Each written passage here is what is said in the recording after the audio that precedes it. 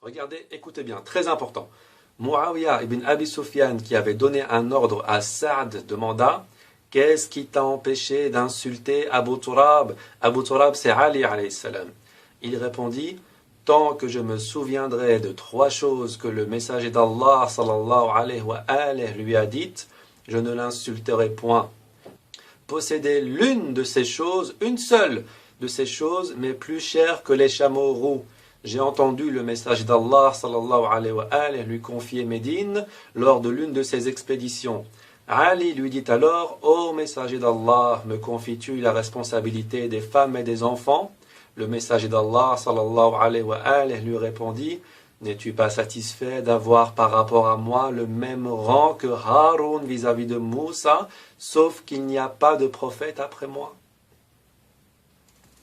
C'est donc un hadith qu'on peut trouver dans le Sahih Muslim, qui est révélateur et qui confirme ce lien de fraternité qu'il y avait entre le prophète sallallahu alayhi wa alayhi et Ali alayhi salam. Et pour les sceptiques, nous pouvons également retrouver ce même hadith dans le Sahih al-Bukhari, mais en d'autres termes et un peu plus court.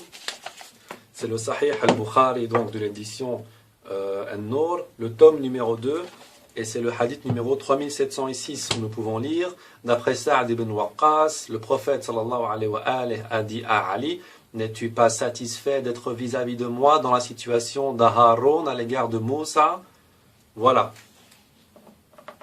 Donc nous pouvons ici clairement comprendre que Ali avait donc une position par rapport au prophète sallallahu alayhi wa alayhi qui était égale à la position qu'avait Haroun alayhi salam par rapport à Moussa alayhi salam, sauf qu'il n'avait pas la qualité de prophète, qu'il n'avait pas reçu la prophétie, la révélation. Et je dément totalement les rumeurs qui courent comme quoi l'ange Gabriel se serait trompé lors de la révélation et a fait descendre la révélation sur le prophète sallallahu alayhi wa alayhi au lieu de la faire descendre sur Ali alayhi salam. C'est totalement faux et cela entre en contradiction avec tous les textes religieux que nous pouvons trouver, et en premier lieu le Coran. À la sourate numéro, une petite parenthèse ici si vous me permettez, à la sourate numéro 66 verset numéro 6, nous pouvons trouver qu'Allah Azza wa Jal dit: croyants, préservez vous-même et les vôtres d'un feu qu'alimenteront les hommes et les pierres, surveillés par des anges rudes et sévères, ne désobéissant pas à Dieu en ce qu'il leur ordonne et exécutant ce qui leur sera commandé. Les anges ont été créés dans le but d'obéir à Allah Azza wa Jal. Une fois qu'il leur donne un ordre, cet ordre n'a d'autre choix que d'être exécuté. Donc dire que l'ange Gabriel s'est trompé lors de la révélation serait dire qu'Allah Azza wa Jal s'est trompé aussi, ou astaghfirullah, ce n'est pas possible évidemment. Donc voilà, je ferme la parenthèse ici et je continue par rapport au statut que Ali ibn Abi Talib alayhi salam a vis-à-vis du prophète. Alors qui était Haroun par rapport à Moussa? Le Coran al-Karim peut nous le montrer. Par exemple, à la sourate numéro 7, verset numéro 142, où nous pouvons lire: nous fîmes promesse à Moussa d'une rencontre de 30 nuits, que nous complétâmes par 10, la durée de la rencontre avec son Seigneur paracheva en 40 nuits. Moussa dit alors à son frère Haroun: remplace-moi auprès de mon peuple, fais ce qui est bon et ne suis pas la voie des corrupteurs. On peut clairement voir ici donc que Haroun est le remplaçant de Moussa alayhi salam lorsqu'il n'est pas là, lorsqu'il est absent. Et il en va de même pour Ali alayhi salam. Lorsque le prophète sallallahu alayhi wa alayhi n'est pas là, est absent, Ali alayhi salam a pour but, a pour rôle de le remplacer.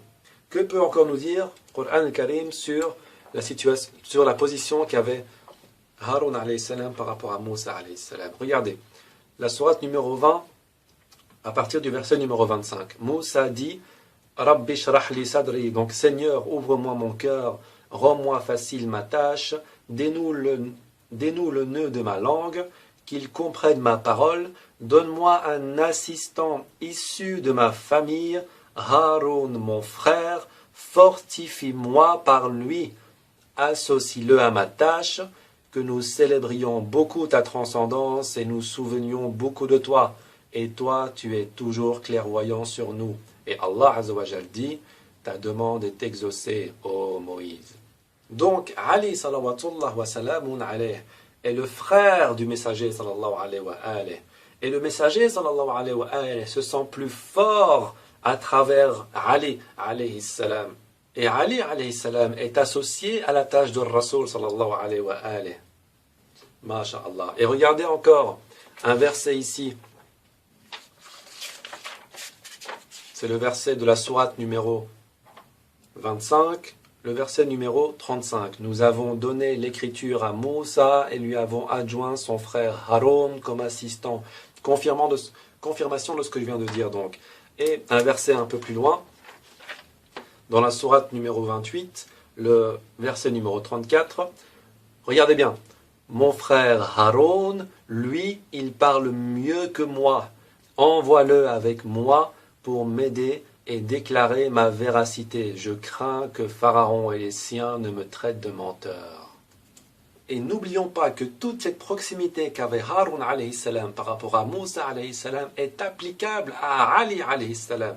Et je vous le rappelle, ici dans le Sahih Muslim, on vient de le lire. Regardez encore une fois pour qu'on en soit sûr. Le messager d'Allah sallallahu alayhi wa alayhi lui répondit, n'es-tu pas satisfait d'avoir par rapport à moi le même rang que Haroun vis-à-vis de Moussa, sauf il y a une seule exception, qu'il n'y a pas de prophète après moi.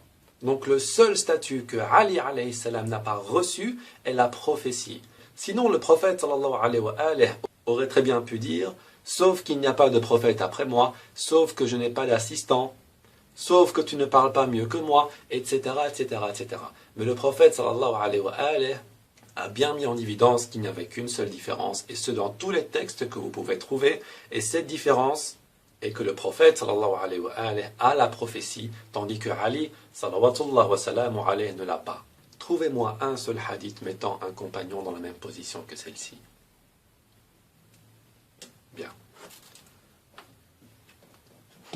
Nous allons continuer, Inch'Allah, avec un autre hadith qui est très très important également, que nous pouvons trouver dans le Sahih al-Bukhari, le même volume que tout à l'heure, le volume numéro 2 de l'édition An-Nur, et c'est le hadith numéro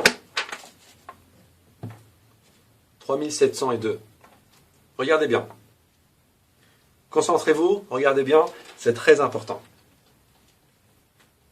Salama a dit, Ali, lors de l'expédition de Khaybar, était resté à Médine en arrière du prophète sallallahu alayhi wa alayhi à cause d'une ophtalmie dont il souffrait.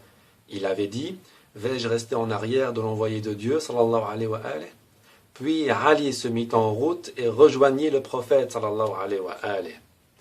La veille au soir de la matinée pendant laquelle Dieu assura aux musulmans la conquête de Khaybar, l'envoyé de Dieu sallallahu alayhi wa alayhi dit, je donnerai le drapeau, ou suivant une variante, prendra le drapeau demain, un homme que Dieu et son envoyé aiment, ou suivant une variante, qui aime Dieu et son envoyé. Grâce à lui, Dieu assurera la conquête de Khaybar, et à ce moment-là, nous aperçûmes Ali que nous n'attendions pas. Voici Ali, dirent les fidèles, et l'envoyé de Dieu, sallallahu alayhi wa alayhi, lui remit le drapeau. Grâce à lui, grâce à Ali, Dieu assura la conquête de la forteresse. Regardez et comprenez encore une fois l'importance de Ali ibn Abi Talib. Ceci est un hadith qui est très imposant. Car non seulement, au moment de cette bataille, Ali ibn Abi Talib était malade, était souffrant, il avait mal aux yeux, il ne pouvait pratiquement plus voir. À ce moment-là, le prophète, sallallahu alayhi wa alayhi, s'il estimait qu'il n'était pas primordial que Ali alayhi salam soit présent lors de la bataille, il aurait très bien pu désigner quelqu'un d'autre, ou même ne désigner personne et prendre lui-même l'étendard. Mais ce qu'il a fait, c'est que par un miracle, il a réussi à guérir Ali alayhi salam. Et nous pouvons le voir dans le Sahih Muslim, au hadith numéro, donc c'est la même édition que tout à l'heure, le même tome, au hadith numéro 6223. Le messager d'Allah sallallahu alayhi wa alayhi, annonça le jour de Khaybar: je remettrai certes cet étendard à un homme auquel Allah accordera la victoire, qui aime Allah et son messager, et qu'Allah et son messager aiment. Les gens passèrent la nuit à s'interroger sur lequel d'entre eux le recevrait. Au matin, ils se rendirent tous chez le messager d'Allah sallallahu alayhi wa alayhi, chacun nourrissant l'espoir de le recevoir. Il demanda: où est Ali ibn Abi Talib? Ils répondirent: ô messager d'Allah, il souffre des yeux. Ils envoyèrent quelqu'un le chercher et on l'amena. Le messager d'Allah sallallahu alayhi wa alayhi cracha dans ses yeux, fit des invocations pour lui et il guérit aussitôt comme s'il n'avait rien eu. Il lui remit ensuite l'étendard et Ali demanda: ô messager d'Allah, je les combats jusqu'à ce qu'ils soient comme nous. Le prophète sallallahu alayhi wa alayhi répondit: avance à ton aise jusqu'à ce que tu sois sur leur terrain, puis invite-les à l'islam et informe-les de ce qui leur incombe vis-à-vis d'Allah azza wa jal dans cela. Par Allah, qu'Allah guide un homme par ton biais est meilleur pour toi que de posséder des chameaux roux. Ce hadith, nous pourrions en discuter des heures entières. Alors non seulement on voit que plusieurs compagnons s'attendent à recevoir cet étendard, mais que malgré ça, c'est Ali ibn Abi Talib qui le reçoit. Preuve encore qu'il a une supériorité par rapport aux compagnons. Mais en plus de ça, Ali alayhi salam est malade, comme je l'avais dit. Et le prophète sallallahu alayhi wa alayhi le guérit par un miracle, car il s'agit de l'élément primordial, l'élément qui va permettre aux musulmans de gagner cette bataille. Et nous savons pourtant que parmi les compagnons était présent Omar ibn al-Khattab, qui est le deuxième calife. Nous pouvons le voir ici dans la narration 6222.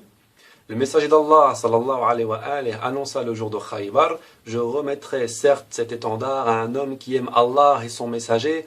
Allah accordera la victoire par son biais. Omar ibn al-Khattab dit: je n'ai jamais convoité l'émirat si ce n'est ce jour-là. Je me hissais sur la pointe des pieds dans l'espoir d'être appelé pour le recevoir. Mais le messager d'Allah sallallahu alayhi wa alayhi appela Ali ibn Abi Talib et lui remit en disant: marche sans te retourner jusqu'à ce qu'Allah t'accorde la victoire. Cela prouve certainement que la supériorité de Ali ibn Abi Talib est confirmée par rapport à celle de tous les compagnons sans exception. Un message ici qui est très important. Regardez, je remettrai certes cet étendard à un homme auquel Allah accordera la victoire. C'est Allah azza wa jal qui a accordé la victoire à Ali alayhi salam. Mais en plus de ça, qui aime Allah et son messager, et qu'Allah et son messager aiment.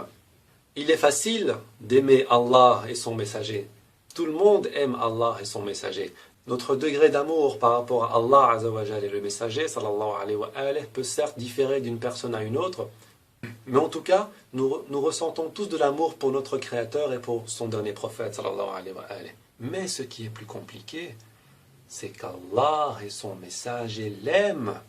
Il est difficile d'avoir cet amour en retour. Car il faut savoir qu'Allah azza wa jal n'aime qu'une certaine catégorie de personnes. Il n'aime pas tout le monde. Regardez ce que dit le Coran Karim par rapport à ça. Étant donné que j'ai beaucoup de versets à lire, je ne vais pas à chaque fois citer le numéro de la sourate et le numéro du verset. Mais en tout cas, c'est bien le Coran Karim et tout est présent à l'intérieur. Walhamdulillah. Regardez. Ici, nous pouvons voir: Dieu aime ceux qui pratiquent le bien. D'accord? Et là encore, confirmation, Dieu aime les bienfaiteurs. D'accord? Ici, nous pouvons voir encore: Dieu aime ceux qui sont pieux. Très bien.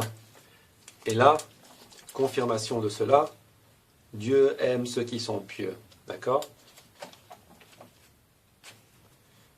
Ici, Dieu aime ceux qui endurent, et entre parenthèses, et patientent sur son chemin. Ce qui veut dire que toutes les personnes qu'Allah azza wa jal aime, forcément et sans discussion, Ali alayhi salam en fait automatiquement partie. Puisque Ali sallallahu wa sallam alayhi est une personne qu'Allah azza wa jal et son messager aiment. Et regardez ici, dans ce verset-là, Croyants, quiconque parmi vous apostasie, Dieu fera venir des hommes qu'il aimera et qui l'aimeront, humbles envers les croyants, fiers et puissants envers les impies. Ils combattront sur le chemin de Dieu et ne craindront le blâme que quiconque blâmerait. Telle est la grâce de Dieu, il la donne à qui il veut, Dieu est munificent et omniscient. Donc Dieu fera venir des hommes qu'il aimera et qui l'aimeront. Et ces hommes sont comment? Sont humbles, sont fiers et puissants envers les impies. Donc forcément, l'imam Ali alayhi salam fait partie également de ces hommes-là. Regardez encore ici. Et Dieu aime ceux qui se purifient. D'accord? Un peu plus loin. Et Dieu aime ceux qui sont équitables. Un peu plus loin encore. Dieu aime ceux qui sont équitables, encore une fois. Et pour finir, Dieu aime ceux qui combattent sur son chemin en rang, comme s'ils étaient un édifice de plomb. Très bien. Voyons maintenant, regardons les personnes que Dieu n'aime pas. Car ça voudra dire qu'automatiquement, Ali alayhi salam ne fait pas partie de ces personnes-là. Regardez. Ici, Dieu n'aime pas l'insolent vantard. Encore une fois, un peu en arrière. Dieu n'aime point tout présomptueux plein de glorioles. Encore en arrière. Dieu n'aime pas ceux qui sèment la corruption. Encore une fois. Dieu n'aime pas le traître ingrat. Un peu moins loin. Dieu n'aime pas les traîtres. D'accord, c'est pareil. Un peu moins loin. Et Dieu n'aime pas les corrupteurs. On en l'a déjà vu aussi. Un peu moins loin. Dieu n'aime pas les insolents vantards, encore une fois. Ici, je pense que ce sont les ingrats. Dieu n'aime pas les injustes. D'accord? Dieu n'aime pas les impies. Dieu n'aime pas l'ingrat enfoncé dans les péchés. Et pour finir, Dieu n'aime pas les transgresseurs. Très bien. Donc cela veut dire que l'imam Ali, alayhi salam, je le répète, est totalement exclu de ces qualifications. Et vous allez me dire, oui, mais il suffit d'avoir une seule qualité parmi celles-là pour être aimé d'Allah Azza wa Jalla. Il suffit par exemple que je sois, je ne sais pas moi, pieux. Dieu aime ceux qui sont pieux. Et voilà, je suis aimé par Allah Azza wa Jalla. Oui, je suis d'accord avec vous. Mais Ali alayhi salam avait toutes ces qualités en même temps. Vous savez pourquoi? Car il était la créature la plus aimée d'Allah Azza wa Jal. Ce n'est pas seulement une créature qu'Allah Azza wa Jal aime parmi d'autres. Non, non, non, non. Même l'amour d'Allah subhanallah wa ta'ala était plus concentré sur Ali alayhi salam que n'importe quel autre, attention, créature. Je ne parle pas d'homme seulement, mais créature. Et cela peut être confirmé dans une narration qui se trouve dans, encore une fois, le Jami' at-Tirmidhi, le volume numéro 6, comme tout à l'heure. Il s'agit du hadith numéro 3721, où nous pouvons lire Anas ibn Malik said, there was a bird with the Prophet sallallahu alayhi wa alayhi. So he said, O Allah, send to me the most beloved of your creatures to eat this bird with me. So Ali came and ate with him. C'est un hadith qui est Hassan. Donc, il y avait un oiseau avec le prophète sallallahu alayhi wa alayhi. Alors il dit, Ô Allah, envoie-moi le plus aimé de tes créatures pour manger cet oiseau avec moi. Et Ali vint et mangea l'oiseau avec lui. On peut voir ici un petit commentaire. And this hadith has been related through more than one route from Anas. Donc ce hadith a été relaté par plus d'un chemin, plus d'une route que celle de Anas bin Malik. Ce qui veut dire donc que toutes les qualités que j'ai lues ici font toutes partie en même temps du caractère de l'imam Ali alayhi salam. Car il est la créature qui est la plus aimée d'Allah Azza wa Jal.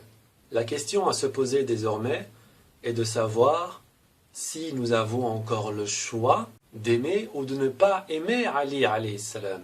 Et la réponse est non. Si nous nous considérons comme étant de bons croyants, il nous faut obligatoirement aimer Ali alayhi salam, puisqu'il a été la créature qui est la plus aimée d'Allah subhanahu wa ta'ala. Détesteriez-vous quelqu'un que Allah azza wa jal aime? Non, je ne pense pas. Et le contraire non plus, vous n'aimeriez pas quelqu'un ou quelque chose qu'Allah azza wa jal déteste. Il en va de même pour Ali alayhi salam. Et d'ailleurs, celui ou celle qui manifeste la moindre haine envers l'imam Ali alayhi salam est considéré comme un hypocrite.